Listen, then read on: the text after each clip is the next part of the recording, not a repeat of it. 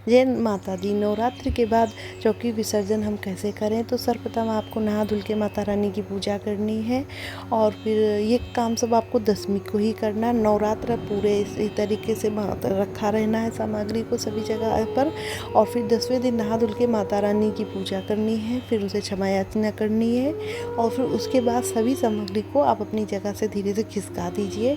और उसके बाद आप जो आपने सुपारी पान चढ़ाए थे, तो पान को तो आप पेड़ों पौधों में डाल दीजिए या फिर जहाँ विसर्जन करती वहाँ, और सुपारी चाहे तो आप धुल के फिर माता रानी की पूजा में आप इस्तेमाल कर सकती हैं। और फिर जो आपने फल चढ़ाए थे उन्हें प्रसाद के रूप में उससे वितरित कर दीजिए।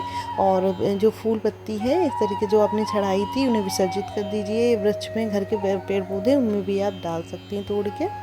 और फिर जो कलश था, तो कलश को आप जो है तो उसके अंदर हमने जो सिक्के और सुपारी और ये लौंग वोंग डाली थी, तो आप उसे फिर से इस्तेमाल कर सकती हैं, मतलब कि धुल के रख लीजिए। और हल्दी की गांठ जो डाली थी उसको आपको अपनी तिजोरी में रख लेना है, और सिक्के को भी लाल कपड़े में बांध के अपनी तिजोरी में रख लेना है। और लौंग को भी आप अपने इस्तेमाल कर सकती, प्रसाद के रूप में आप खा सकती हैं।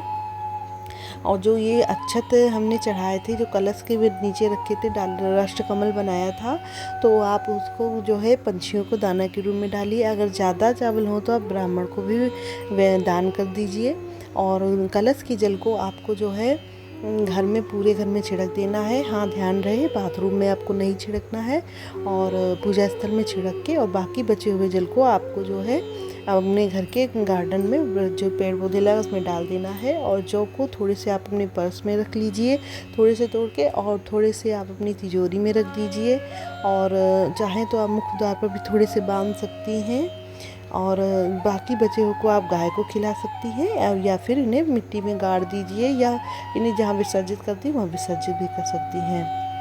और नारियल को आप प्रसाद के रूप में सभी घर के सदस्यों को बांट दीजिए, और आस पड़ोस जो छोटी छोटी कन्याएं हैं उनको आप दे दीजिए। और इस तरीके से आप नारियल को, और साथ ही साथ आप पूजा स्थल में भी नारियल को लाल कपड़े में लपेट के रखना चाहे तो रख सकती हैं, अपनी तिजोरी में रखना चाहें तो रख सकती हैं। और इस तरीके से आपको नवरात्र की सभी सामग्रियों का प्रयोग करना है। इसे कहाँ पर रखना है, और जो कपड़ा बिछाया था तो हमने तो वो कपड़े को धुल के फिर इस्तेमाल कर लेना है, और चौकी को हटा देना। माता रानी गणेश जी को जहाँ अपने स्थान पर रखा है वहीं पर उनको अपने स्थान पर पूजा स्थल में रख दीजिए। और जो वस्त्र कलावा के रूप में बनाए थे उनको विसर्जित कर दीजिए।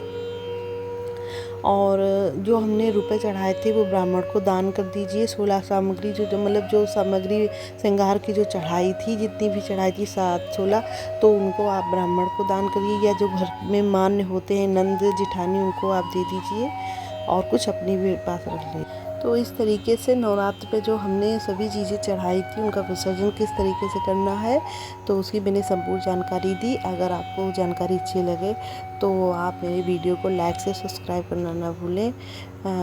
माता रानी आप हम सबका कल्याण करे जाते जाते। धन्यवाद।